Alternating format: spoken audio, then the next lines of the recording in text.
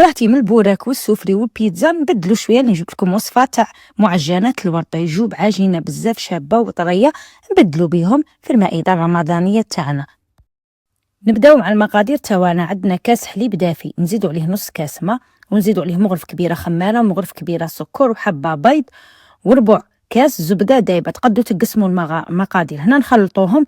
قسموا المقادير اللي ما تبغيش كميه كبيره. هذه العجينه تخرج كميه كبيره، عندي 6 كيسان ونص فرينه. 6 كيسان ديروا بداو غير بشويه حتى تتلم العجينه. عندي مغرف صغيره ملح ومغرف صغيره خماره الكاطو باش تعطينا خماره الكاطو نستعملوها كمحسن.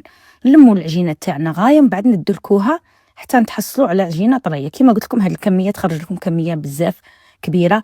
كما عائله استعملوا هذه الكميه، لعائله كبيره في الدار، ولي شويه ديروا كميه قليل نص الكميه. هنا غادي نديكازو العجينه تاعنا كما راكم تشوفوا. هنا درتهم ديبول وزدتهم 50 غرام ونبداو نشكلوا فيهم. هنا درتهم في البيض خلطته بشويه حليب بشويه خل، ودرتهم في الجنجلان كما راكم تشوفوا. من بعد حليتهم باش نشكلوهم ورده. هنا الحشو درت الحشو اللي نديروه في السوفلي، حبه بصل دبلتها، زدتها الكفته بلاصه طوماط تبلتها.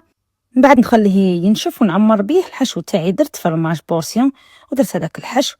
انا الحشو هذا هو اللي نعمر به السوفلي. تقدروا تبدلوا ديروا بولي كيما تبغوا. درت فروماج رابي ودرت المعدنوس.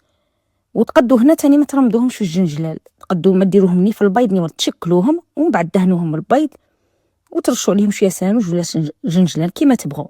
الطريقه اللي تعجبكم خدموا بها. نخلوهم يخمروا وندخلوهم يطيبوا، غادي يجونا شابين وطريين ونبدلوا بهم في المائده الرمضانيه تاعنا ديال الغوصه. ان شاء الله تعجبكم.